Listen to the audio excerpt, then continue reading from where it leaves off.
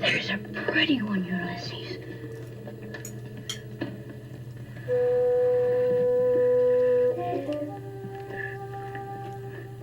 There it is. Hello BookTube, I'm Sean Breeze Books. Welcome back to my channel and another Friday Reads. I've had I'd say a decent reading week. I've got a Bale and a book that I didn't really like that much to tell you about, but I did read a lot of other stuff that I enjoyed, and don't think I have any personal news. However, I did go to that book launch I was telling you about last Friday night. This biography of a British Queen, Rebel of the Regent by Anne Foster, the Scandalous Saga of Caroline of Brunswick, Britain's queen without a crown. So she was George IV's wife, and it was the unhappiest marriage in all of royal history, with the possible exception of Anne Boleyn and Henry VIII. Editing Sean here, and I will put a link to the launch video in the show notes. And Anne Foster lives in Saskatoon. I'd never heard of her, but she has a podcast called Vulgar History, which you better check out. It's about the forgotten women of history. And she has been on BBC Radio as a historical expert and writes for all kinds of publications. She is wonderfully unusual, and this sounds like a wonderfully unusual book, and she really sold me on it. Queen Caroline was a bit like the Princess Diana of her day, and I guess we should wish a happy birthday on your first day in prison to the scumbag formerly known as Prince Andrew, shouldn't we? And that's all my commentary on that particular breaking news. And I did get one video posted because Lindy did it all. She and I talked about a independent press in Minneapolis.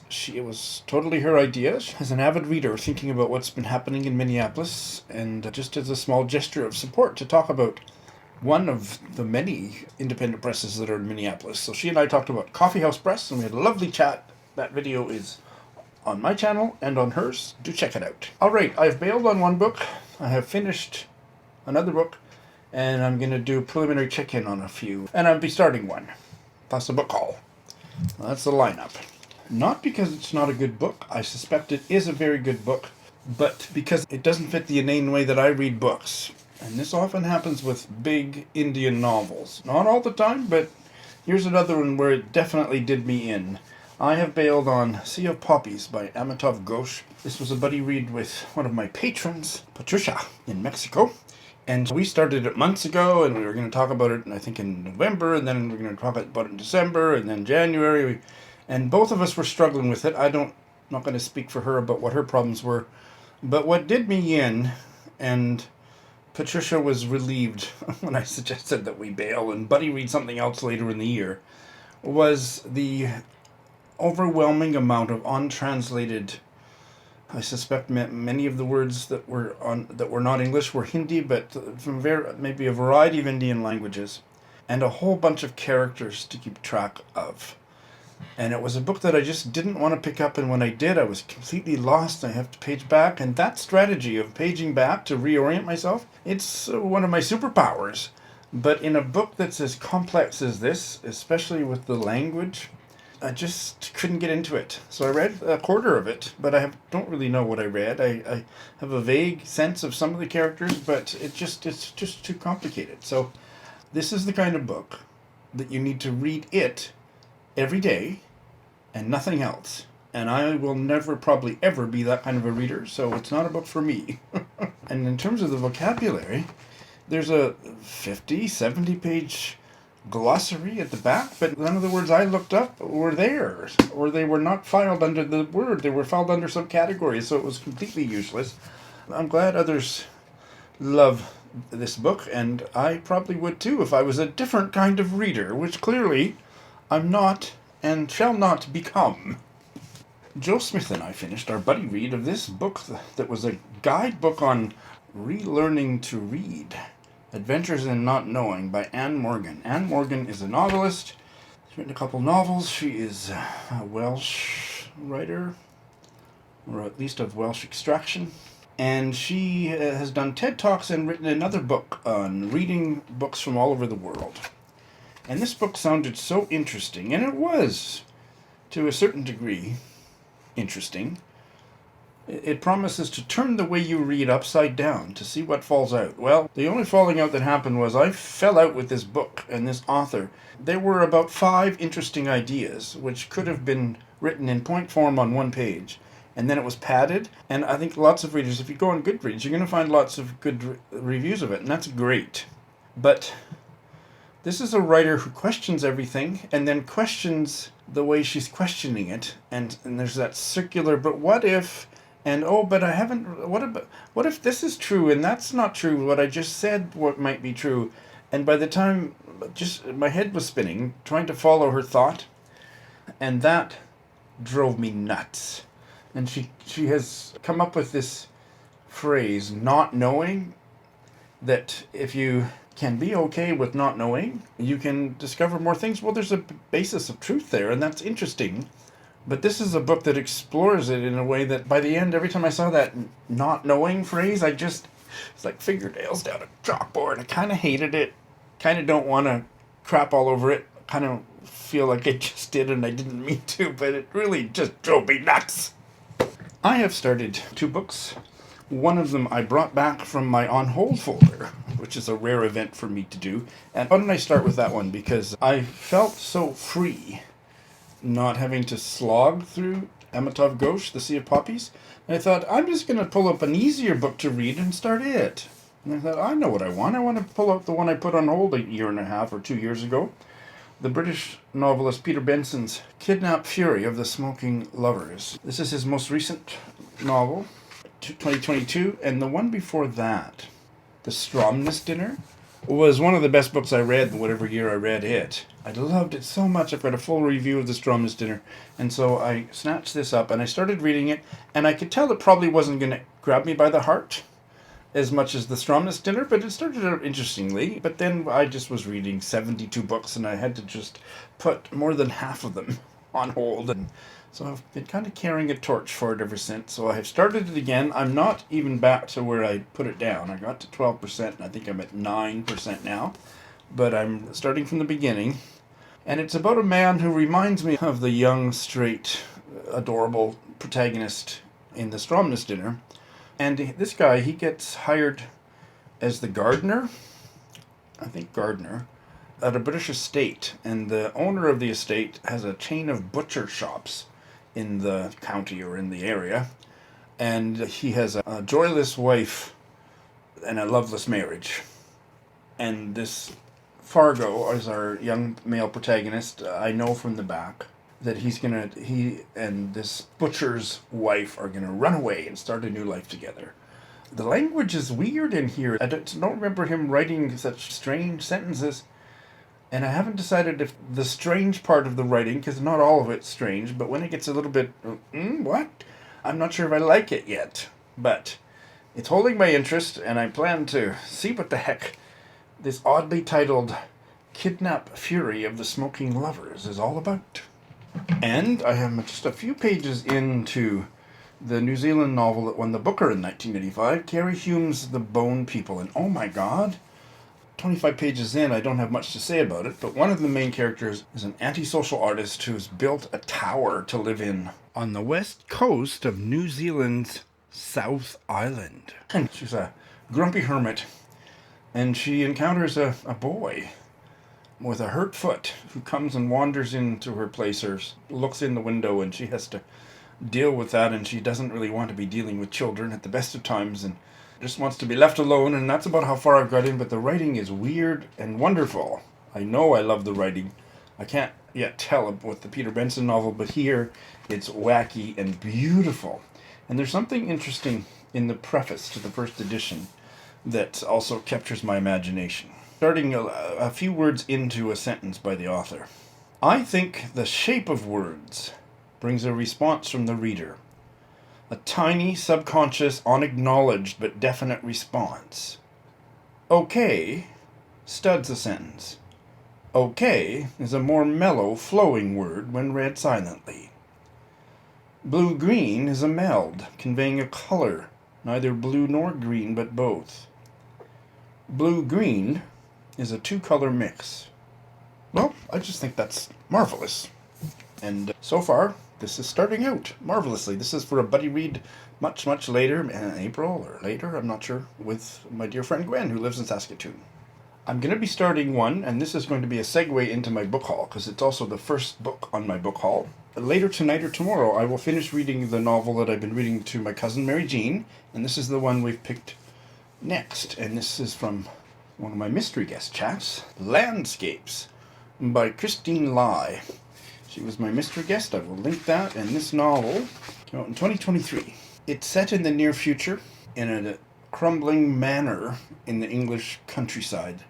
The owners, I don't know how old these people are, but Penelope is the woman, and her partner's name is Aidan, and Penelope is archiving the art collection that they inherited when they bought the property. They have now sold the property, and she wants to make a list of it, of the art collection. I don't know if she's planning to take it with them when they leave. That part's not clear, but it's a novel very much about art.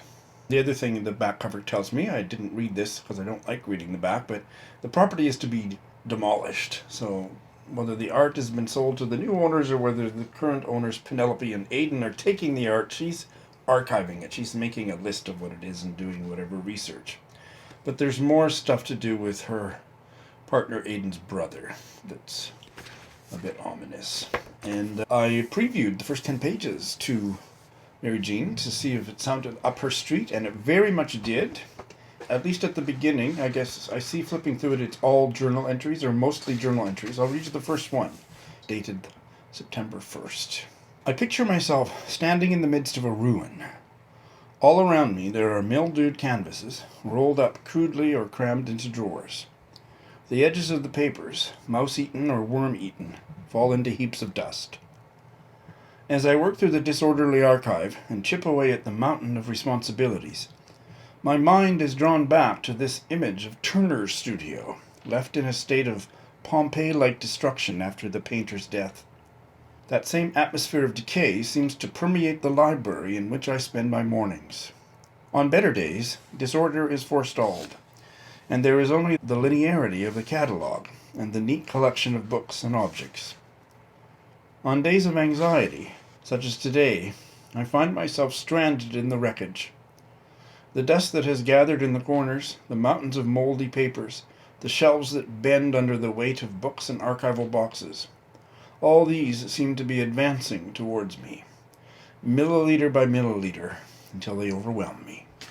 And the other 3 books in my book haul are Irish novels, and that's because the Irish Readathon month is coming up soon, and I'm buddy reading all 3 of these with various lovely people.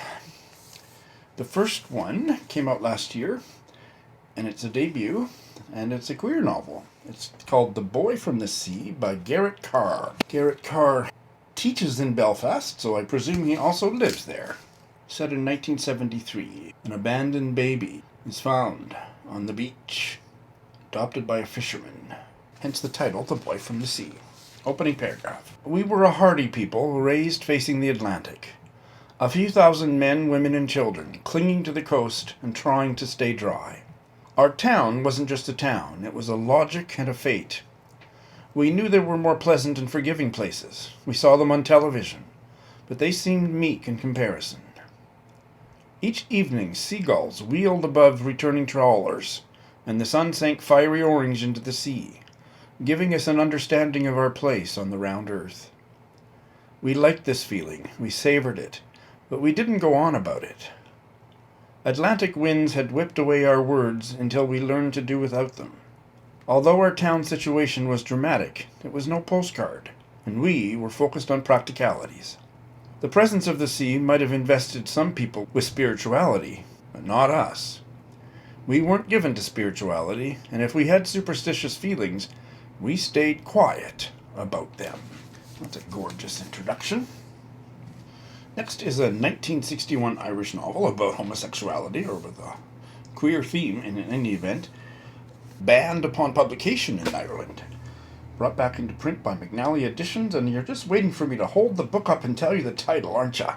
The Pilgrimage by John Broderick. And this is going to be the second of back-to-back buddy reads with my loyal viewer and patron, Paul. We're reading 2 McNally edition novels. Well, the first one this month is a short story collection, and then this novel. So, getting my fill of McNally edition reprints. The protagonist had been a prosperous businessman now debilitated with severe arthritis. The priest recommends he and his young wife make a pilgrimage to Lourdes. And then some anonymous letters begin to arrive, full of terrible, obscene accusations. Oh my! I'm going to read you a few paragraphs from the beginning. And with that little synopsis, this is all going to make more sense to you. Stephen paused outside the door to listen. The voices beyond were muffled but quite audible. Mr. Glyn's voice, which had, since his illness, become very deep and throaty, was nevertheless easier to hear. That was because his bed faced the door. The others, Dr. Glynn, Mrs. Glynn, and Father Victor, would, as usual, be sitting on chairs placed about the bed, with their backs to the door. They were talking about Lourdes. "It's nothing nowadays, Michael," Father Victor said in his sing-song voice. "Just a 3-hour flight from Dublin, in perfect comfort. And they have special planes now, so that you can be wheeled on and off without the slightest trouble. But it's advisable to book early. Of course, place could always be made for you." "What do you think of it, Jim?" asked Mr. Glynn. Stephen knew from his voice that he had already made up his mind. They had been talking about Lourdes for a long time. "I see no objection to it." Dr. Glynn had a light voice with a faint suggestion of a lisp. He was conscious of it, Stephen knew, which accounted for his deliberate way of speaking. And, of course, like all young doctors, he wanted to appear older than he was. "There is no danger to your general health, and the arrangements should reduce any discomfort to a minimum." He cleared his throat, and Stephen could imagine him crossing and recrossing his legs. A nervous habit he had, while he rubbed his great hairy hands along his thighs.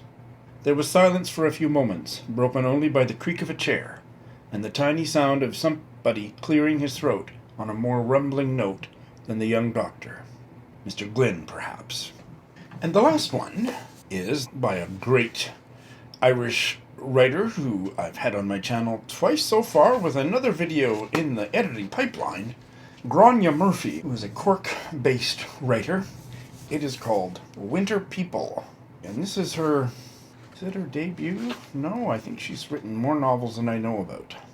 This is her 3rd novel. I read her 4th novel, Gráinne, and have interviewed her about that. Those links will be in the show notes. And Gráinne Murphy is wonderful.